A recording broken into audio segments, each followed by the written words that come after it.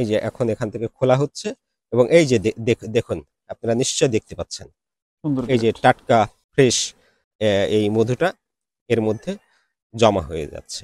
আছি নাটোরের গুরুদাসপুরে। আপনাদেরকে দেখিয়েছিলাম যে আমরা মানে আমি মধু কালেকশন যেখানে হচ্ছে, আমাদের ইমরান হোসাইন ভাই উনি মধু কালেকশন করেন, মধু হারভেস্ট করেন, কিভাবে করা হয় এই। তো আজকে সেই যেখানে মধু কালেকশন হবে লিচু বাগান, সেই লিচু বাগানের মধ্যে তাঁবুতে আছি। এই যে তাঁবু আপনারা দেখছেন, তো রাতে ইমরান ভাই আর হচ্ছে আরও আছে কি যেন নাম?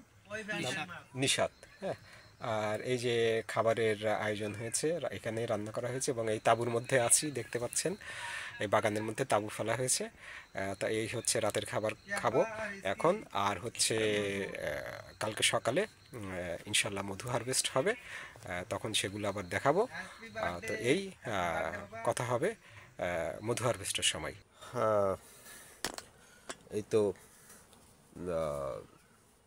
সেহরির পরে একটু আবার ঘুম এসে গেছিলাম, তো বাকিরা সবাই কাজে চলে গেছে। এই হচ্ছে তাঁবু, এই তাঁবুর মধ্যেই ছিলাম। বাইরে বের হই, বাইরে বের হই দেখাই দেখাই। এই হচ্ছে বাইরের অবস্থা। এই যে এইখানেই সব মৌমাছি সব কিছু আছে এখানে। এই বাক্সগুলো সব ওখানে মধু, এই যে হারভেস্ট শুরু হয়ে গেছে ওখানে।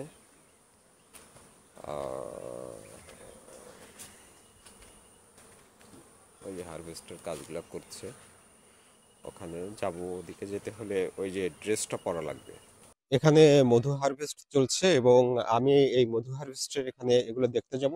তো এখন যেহেতু চাক থেকে এই মৌমাছিগুলো ধোঁয়া দিয়ে সরিয়ে দেওয়া হবে, তো এখানে খুব মৌমাছি উঠছে এবং এটা তার জন্য নিজেকে একটু সেফটি দেওয়ার জন্য, এই মৌমাছিগুলো কামড় দিতে পারে, এই জন্য নিজেকে সেফটি দেওয়ার জন্য আমি নিজেও এই একটা মাস্ক এরকম পরে নিলাম, যেন আহ, মৌমাছিগুলোর যে হুল ফোটাতে পারে, কামড় দিতে পারে, সেই জায়গা থেকে নিজের সুরক্ষার জন্য এটা করে নিলাম।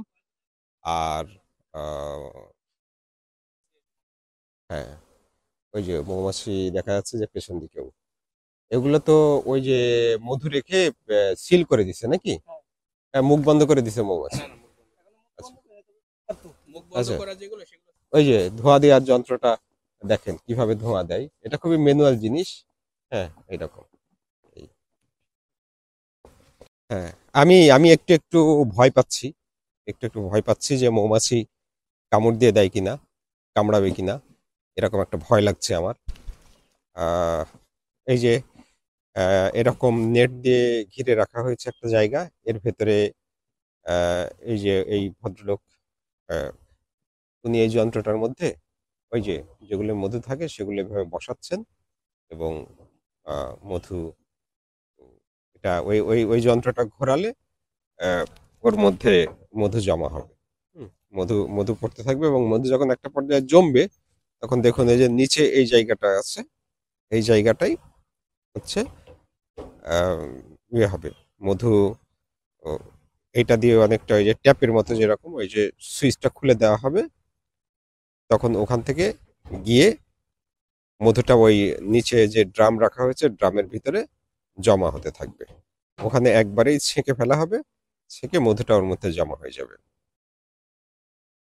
এই জায়গাগুলো আহ, মধু হচ্ছে মৌমাছি আটকে দিয়েছে, সেই জন্য উপর থেকে ঢাকনাগুলো আবার কেটে ফেলা হলো। কিছু কিছু জায়গায় ওই যে দেখা যাচ্ছে এই জায়গাগুলো কেটে ফেলতে হবে।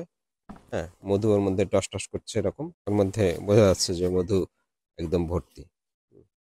একটু চাপ দিয়ে দেখাবেন ইমরান ভাই, জি একটু অবশ্যই। আঙুল দিয়ে চাপ দিয়ে। চামচ হলে এই যে, ভালো হতো। আচ্ছা দরকার নেই, হাত দেওয়া দরকার নেই। এই যে আপনারা বোধহয় ক্যামেরা, হ্যাঁ এই যে রিফ্লেক্ট আসছে মধুর, কেমনে হাতে গ্লাভস ট্লাভস সব, ভয় ভয় লাগছে এরকম কিভাবে। এই যে একটা ব্রাশ আছে, ব্রাশ দিয়ে ওই যে ব্যাস, ব্রাশ দিয়ে ঘষা দিল, একজন ধোঁয়া দিচ্ছে আর একজন বের করে ব্রাশ দিয়ে ঘষা দিয়ে মৌমাছিগুলো সরাই দিচ্ছে, দিয়ে আরেকটা জায়গায় রাখা হচ্ছে।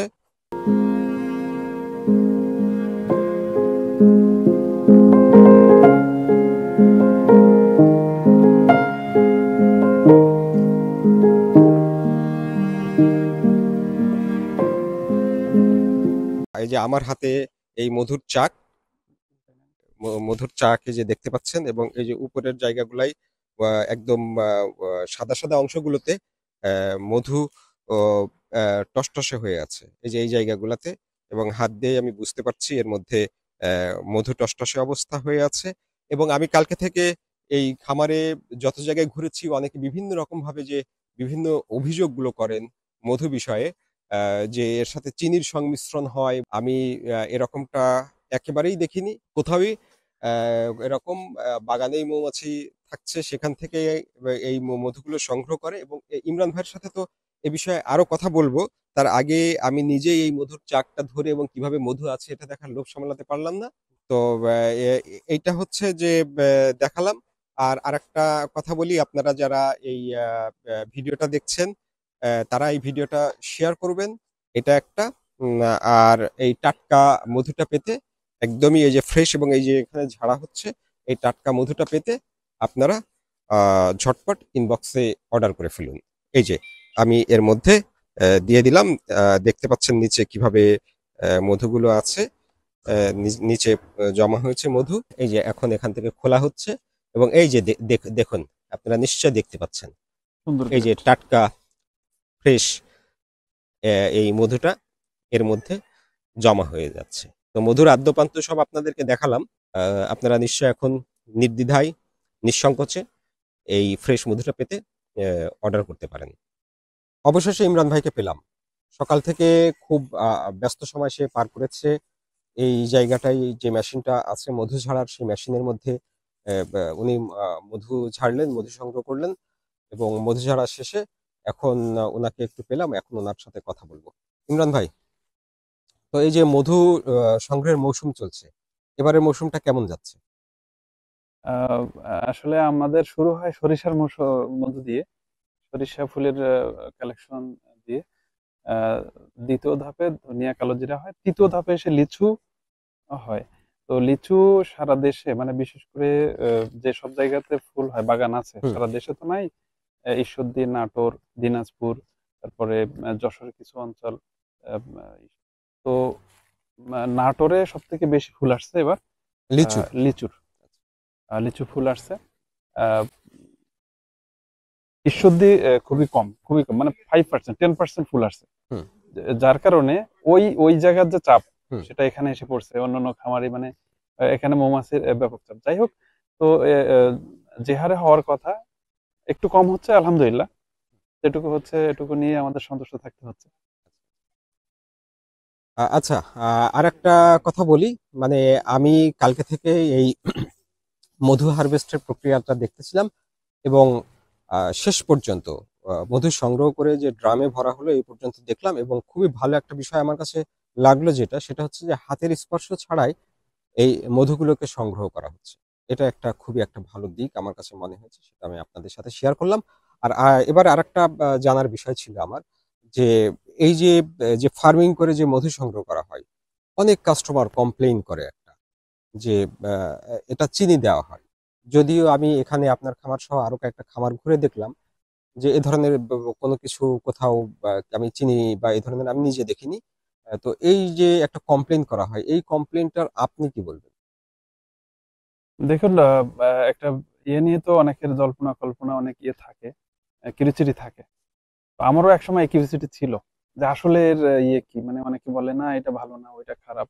মানে সে কিন্তু কোনো অথেন্টিকেশনের উপরে দাঁড়িয়ে বলে না হুম। যে এটা ভালো, এটা খারাপ, এটা এই দেওয়া। কিন্তু আমি সেই জায়গা থেকে নিজে, মানে এটাকে মানে আমার কিউরিসিটির জায়গাকে, মানে সমাধান করার জন্য আমি নিজেই খামারের ইয়ে এই কাজে আসি। তো এখানে এসে দেখি না, এটা আমাদের যে ধারণা বাইরের মানুষের, সে ধারণা থেকে সম্পূর্ণ ভিন্ন। এবং এটা কোনো রকম কোনো ইয়ে ছাড়া, হাতের স্পর্শ ছাড়া, চাকে তো ওই প্রাকৃতিক যেটা আমরা একসাথে চাপ দিই সেখানে ছি থাকে, হুম। ময়লা থাকে, হুম। সেগুলো কিন্তু ওই মধুর সাথে চলে আসে। হুম। হুম। সেটা আবার একটা সময় ডিভাইডেশন হয়ে যায়, মধু আলাদা হুম। হয়ে যায়, ময়লা আলাদা হয়ে যায়।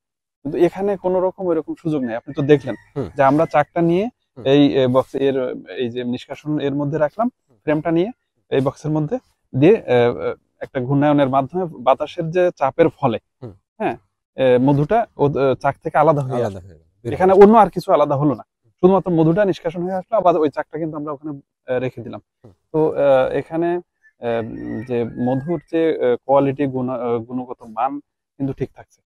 হ্যাঁ, গ্রেটের দিক থেকেও আমরা কিন্তু দেখে শুনে নিতে পারছি যে এই মধুটা এখন হারভেস্ট করার উপযুক্ত হয়েছে কিনা। হুম। হুম। এবং এটা তো মৌমাছি কিন্তু ফুল থেকেই সংগ্রহ করছে, এটা হুম। আমাদের শুধুমাত্র তাদেরকে পরিচর্যা করা, আর মধুটা নিয়ে আসা তাদের দায়িত্ব। হুম। হ্যাঁ, ফুল থেকে সংগ্রহ, কোন ফুল থেকে নেকটার ভালো আছে সেখান থেকে সংগ্রহ করে এনে, তারপর আপনাকে বলছিলাম রাতে ওরা সারাদিন মধু সংগ্রহ করবে, হুম। হুম। করে রাতে ওরা হচ্ছে এটা প্রসেস করে। হ্যাঁ, হ্যাঁ, হ্যাঁ, আমি হ্যাঁ, রাতে। আপনি যে শব্দটা শুনেছিলাম যে হ্যাঁ, হ্যাঁ। একটা আওয়াজ, মানে ইয়ে হয়, যে ওরা সারা রাত ধরে একটা পাখনা দিয়ে বাতাস হচ্ছে দেয়। বাতাস দিয়ে প্রসেস করে মধুটা। হুম। মধুতে ময়েশ্চার থাকে, হুম। এটা হচ্ছে কমিয়ে নিয়ে আসে, এনে একটা উপযুক্ত গ্রেটে নিয়ে এসে হ্যাঁ। ওরা কিন্তু সিল করে দেয়। তো ওইটা যখন সিল করা শুরু করে, আমরা ওই গ্রেড তখন বুঝে ফেলি যে এটা গ্রেটে এসে গেছে, তখনই কিন্তু আমরা ওটা হারভেস্ট করি। আচ্ছা, আচ্ছা। হারভেস্ট করে এটা হচ্ছে আমরা ভোক্তা পর্যায়ে দিয়ে থাকি। আচ্ছা, শেষ প্রশ্নটা করব। সেটা হচ্ছে যে এই যে গ্রেড বিষয়টা কি সেটা একটু আপনি বলেন। দেখুন, মধু যখন ফুলে থাকে, নেকটার যখন ফুলে থাকে, তখন কিন্তু এর ময়েশ্চারটা অনেক থাকে, 40% থাকে, 50% থাকে। মৌমাছি যখন ওইটা নিয়ে এসে পাকস্থলী থেকে আবার উদ্গীরণ করে, সেটা কিন্তু ময়েশ্চার 35-40ও থাকে। তো সেখান থেকে ময়েশ্চার কমাতে কমাতে তারা 25, 22, 20, 19 এরকম নিয়ে আসে। হুম। হুম। তো আমরা এ গ্রেড যেটা ইয়ে করি সেটা হচ্ছে 22 এর মধ্যে থাকলেই হচ্ছে আমরা এ গ্রেড মধু, মানে ময়েশ্চারটা 22 থাকলে হয়, এর মধ্যে থাকলে মানে এটা এ গ্রেড। হুম। তারপরে 20 আপ হলে, 20 থেকে 25 পর্যন্ত আমরা হচ্ছে 22 থেকে 25 পর্যন্ত আমরা বি গ্রেড ধরি। তারপর 25 থেকে আমরা সি গ্রেড কাউন্ট করি। ঠিক আছে? সেটা ময়েশ্চার তখন পাতলা হয় মধুটা। আচ্ছা, হ্যাঁ, আচ্ছা, আর আচ্ছা। দেখবেন যত গাঢ় হবে এটা হচ্ছে ময়েশ্চার কমে যাবে। ময়েশ্চার কম। হুম, তো এইটাকে আমরা এ গ্রেডের মধু বলে থাকি। ধন্যবাদ ইমরান ভাই, আপনাকে অনেক। আপনার খামার দেখালেন, খামার দেখলাম, মধু সংগ্রহ সবকিছু দেখলাম এবং আপনি সেই জিনিসগুলো খুবই আন্তরিকতার সাথে দেখিয়েছেন। সেই জন্য আপনাকে অনেক ধন্যবাদ। আশা করি আবার আগামীতে কোনো একটা জায়গায় কোনো একটা ফুলের মধু সংগ্রহের সময় আপনার সাথে দেখা হবে। সে পর্যন্ত আপনাকে ধন্যবাদ। আপনার জন্য অনেক শুভকামনা থাকলো। আপনাকেও ধন্যবাদ। আপনি এসে এত সুন্দর করে একেবারে মানে গতকাল থেকে নিবিড় ভাবে আমাদেরকে পর্যবেক্ষণ করেছেন। আমাদের মৌমাছি কিভাবে কাজ করছে, আমরা কিভাবে কাজ করছি, এবং আমি বলার চেষ্টা করেছি যে এভাবে এভাবে, এবং শেষ পর্যন্ত হারভেস্ট এটাও দেখলেন। আহ, আহ, হচ্ছে দর্শকদেরকেও এটা হচ্ছে দেখার সুযোগ করে দিয়েছেন। আপনার মাধ্যমে দর্শকদেরকেও আমি ধন্যবাদ জানাই যারা দেখছেন। আহ, আপনাকেও অসংখ্য ধন্যবাদ এই সুযোগটা তৈরি করার জন্য। আবারও কথা হবে ইনশাল্লাহ। ইনশাল্লাহ। আমাদের জন্য দোয়া করবেন। আপনাদের সবার জন্য থাকলো অনেক শুভকামনা। ধন্যবাদ।